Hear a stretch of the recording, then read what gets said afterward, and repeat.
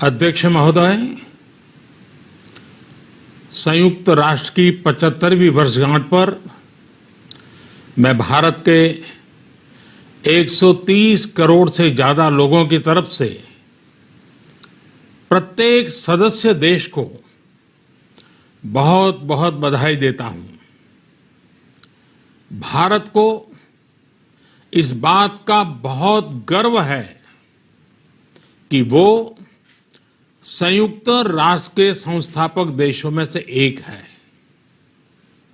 आज के इस ऐतिहासिक अवसर पर मैं आप सभी के सामने भारत के 130 करोड़ लोगों की भावनाएं इस वैश्विक मंच पर साझा करने आया हूं। अध्यक्ष महोदय, 1945 की दुनिया निश्चित तौर पर आज से बहुत अलग थी। पूरा वैश्विक माहौल, साधन, संसाधन, समस्याएं, समाधान सब कुछ भिन्न थे। ऐसे में विश्व कल्याण की भावना के साथ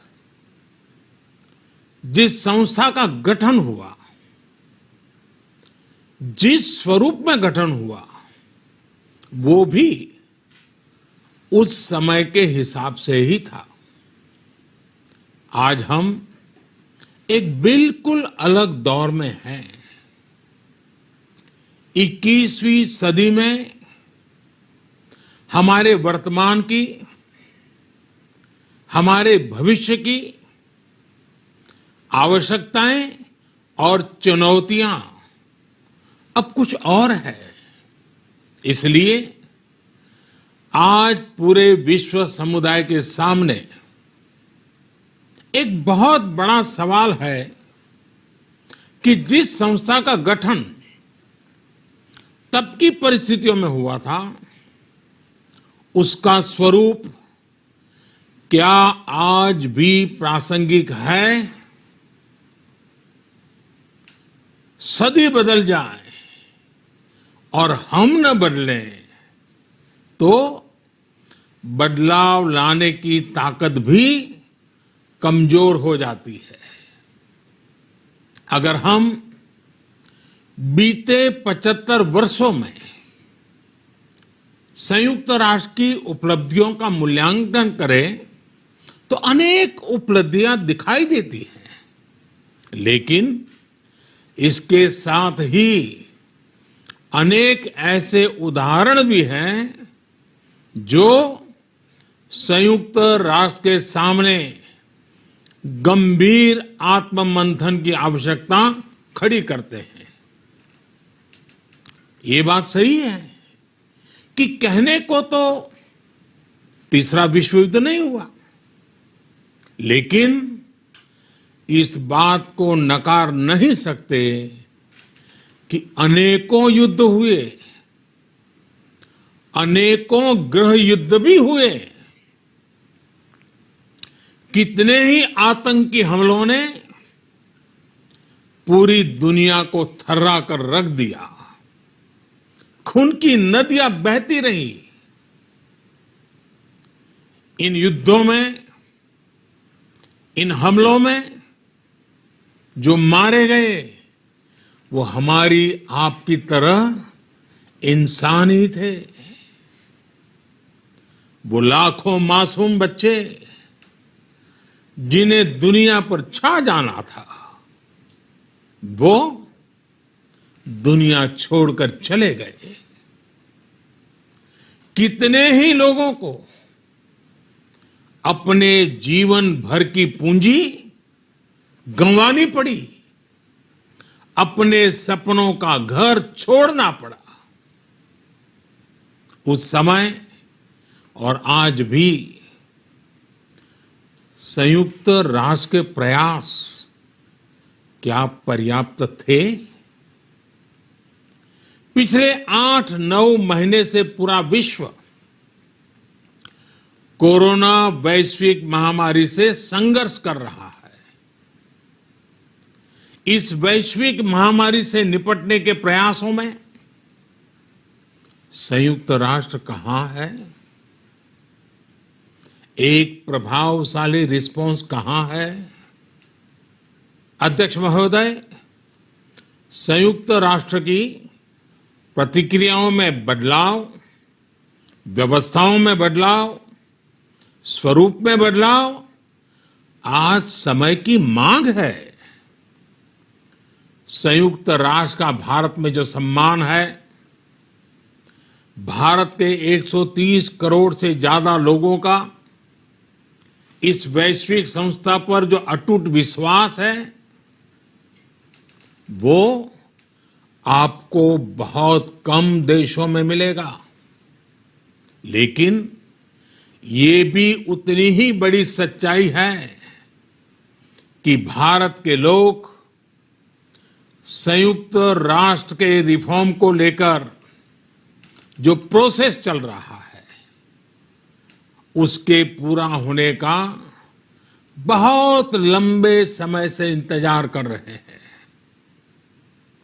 आज भारत के लोग चिंतित हैं कि क्या ये प्रोसेस कभी एक लॉजिकल एंड तक पहुंच पाएगा? आखिर कब तक भारत को संयुक्त राष्ट्र के डिसीजन मेकिंग स्ट्रक्चर से अलग रखा जाएगा? एक ऐसा देश जो दुनिया का सबसे बड़ा लोकतंत्र है, एक ऐसा देश जहां विश्व की 18% से ज्यादा जनसंख्या रहती है, एक ऐसा देश जहां सैकड़ों भाषाएं हैं, सैकड़ों बोलियां हैं, अनेकों पंथ हैं, अनेकों विचारधारा हैं, जिस देश ने सैकड़ों वर्षों तक वैश्विक अर्थव्यवस्था का नेतृत्व करने और सैकड़ों वर्षों की गुलामी दोनों को जिया है। अध्यक्ष महोदय, जब हम मजबूत थे तो दुनिया को कभी सताया नहीं। जब हम मजबूर थे तो दुनिया पर कभी बोझ नहीं बने। अध्यक्ष महोदय, जिस देश में हो रहे परिवर्तनों का प्रभाव दुनिया के बहुत बड़े हिस्से पर पड़ता है, उस देश को आखिर कब तक इंतजार करना पड़ेगा? अध्यक्ष महोदय, संयुक्त राष्ट्र जिन आदर्शों के साथ स्थापित हुआ था और भारत की मूल दार्शनिक सोच बहुत मिलती जुलती है, अलग नहीं है। संयुक्त राष्ट्र के इसी हॉल में ये शब्द अनेकों बार गूंजा है, वसुधैव कुटुंबकम। हम पूरे विश्व को एक परिवार मानते हैं। यह हमारी संस्कृति, संस्कार और सोच का हिस्सा है। संयुक्त राष्ट्र में भी भारत ने हमेशा विश्व कल्याण को ही प्राथमिकता दी है। भारत वो देश है जिसने शांति की स्थापना के लिए लगभग 50 पीस कीपिंग मिशंस में अपने जांबाज सैनिक भेजे।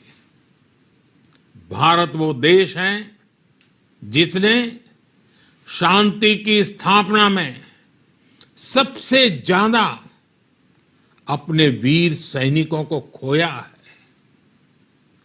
आज प्रत्येक भारतवासी संयुक्त राष्ट्र में अपने योगदान को देखते हुए संयुक्त राष्ट्र में अपनी व्यापक भूमिका भी देख रहा है।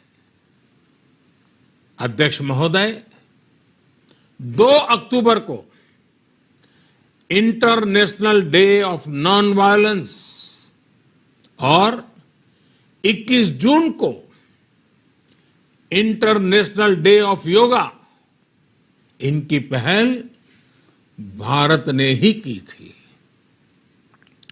Coalition for disaster resilience infrastructure और इंटरनेशनल सोलर अलायंस, ये भारत के ही प्रयास है।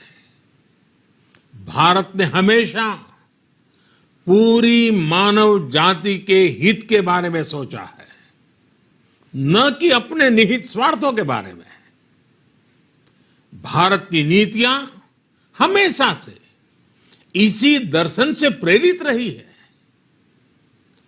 भारत की नेबरहुड फर्स्ट पॉलिसी से लेकर एक्ट ईस्ट पॉलिसी तक, security and growth for all in the region, इसकी सोच,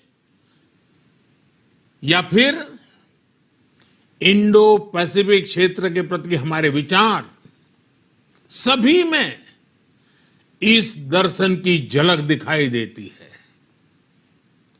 भारत की पार्टनरशिप का मार्गदर्शन भी यही सिद्धांत तय करता है। भारत जब किसी से दोस्ती का हाथ बढ़ाता है तो वो किसी तीसरे के खिलाफ नहीं होती।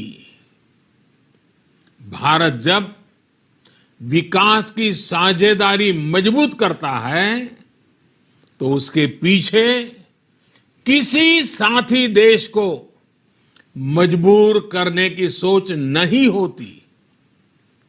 हम अपनी विकास यात्रा से मिले अनुभव साझा करने में कभी पीछे नहीं रहते। अध्यक्ष महोदय, पैंडेमिक के इस मुश्किल समय में भी भारत की फार्मा इंडस्ट्री ने 150 से अधिक देशों को जरूरी दवाइयां भेजी हैं। विश्व के सबसे बड़े वैक्सीन उत्पादक देश के तौर पर आज मैं वैश्विक समुदाय को एक और आश्वासन देना चाहता हूं। भारत की वैक्सीन प्रोडक्शन और वैक्सीन डिलीवरी क्षमता पूरी मानवता को इस संकट से बाहर निकालने के लिए काम आएगी।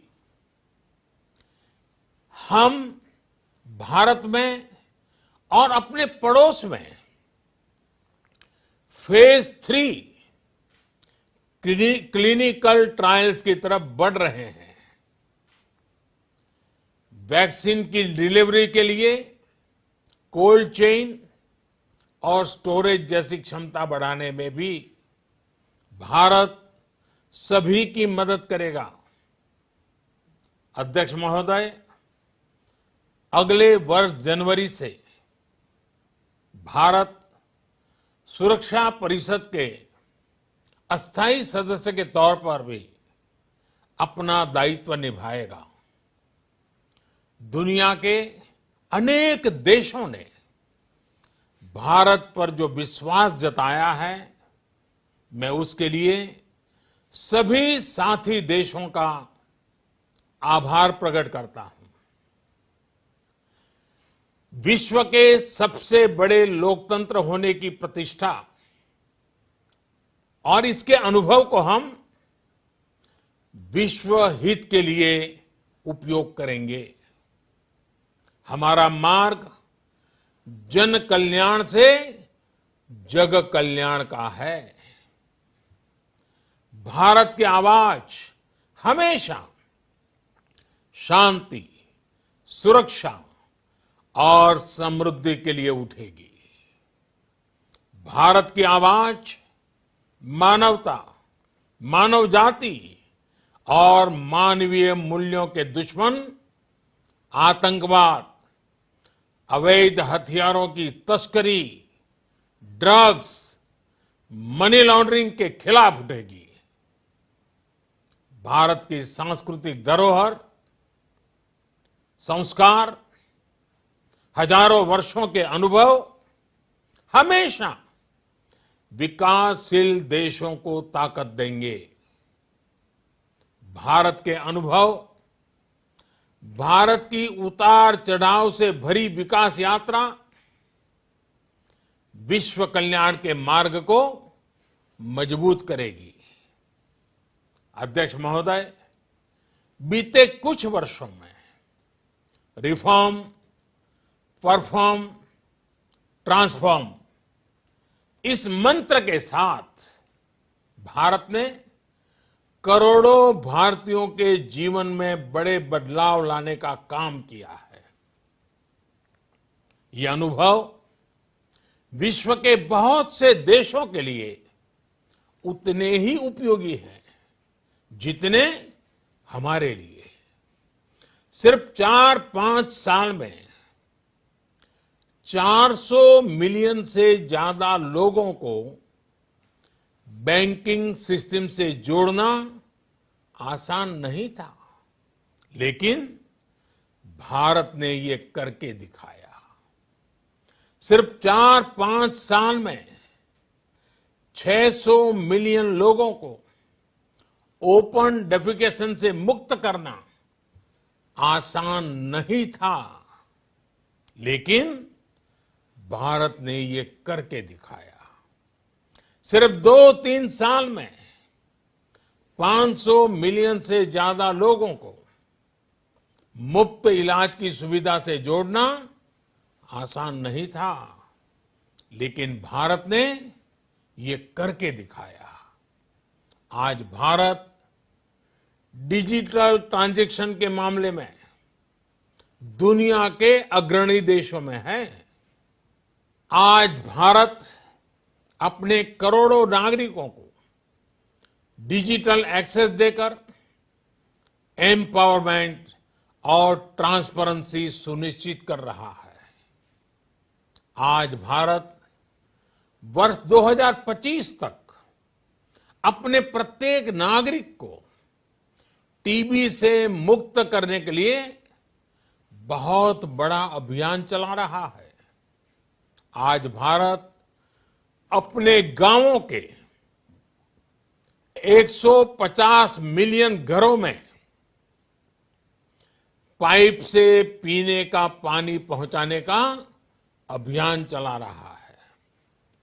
कुछ दिन पहले ही भारत ने अपने 6 लाख गांवों को ब्रॉडबैंड ऑप्टिकल फाइबर से कनेक्ट करने की बहुत बड़ी योजना की शुरुआत की है। अध्यक्ष महोदय, पैंडेमिक के बाद बनी परिस्थितियों के बाद हम आत्मनिर्भर भारत के विजन को लेकर आगे बढ़ रहे हैं। आत्मनिर्भर भारत अभियान ग्लोबल इकोनॉमी के लिए भी एक फोर्स मल्टीप्लायर होगा। भारत में आज ये सुनिश्चित किया जा रहा है कि सभी योजनाओं का लाभ बिना किसी भेदभाव प्रत्येक नागरिक तक पहुंचे। विमेन एंटरप्राइज और लीडरशिप को प्रमोट करने के लिए भारत में बड़े स्तर पर प्रयास चल रहे हैं। आज दुनिया की सबसे बड़ी माइक्रो फाइनेंसिंग स्कीम्स का सबसे ज्यादा लाभ भारत की महिलाएं ही उठा रही हैं। भारत दुनिया के उन देशों में से एक है जहां महिलाओं को 26 वीक्स की पेड मैटरनिटी लीव दी जा रही है। भारत में ट्रांसजेंडर्स के अधिकारों को सुरक्षा देने के लिए भी कानूनी सुधार दिए गए हैं। अध्यक्ष महोदय, भारत विश्व से सीखते हुए, विश्व को अपने अनुभव बांटते हुए आगे बढ़ना चाहता है। मुझे विश्वास है कि अपने 75वें वर्ष में संयुक्त राष्ट्र और सदस्य सभी देश इस महान संस्था की प्रासंगिकता बनाए रखने के लिए और प्रतिबद्ध होकर काम करेंगे। संयुक्त राष्ट्र में संतुलन और संयुक्त राष्ट्र का सशक्तिकरण विश्व कल्याण के लिए उतना ही अनिवार्य है। आइए संयुक्त राष्ट्र के 75वें वर्ष पर हम सब मिलकर अपने आप को विश्व कल्याण के लिए एक बार फिर समर्पित करने का प्रण लें। धन्यवाद। तो मार्क, ये लगभग 22 मिनट का प्रधानमंत्री का संबोधन, जिसमें संयुक्त राष्ट्र पर से कुछ सवाल भी, संयुक्त राष्ट्र से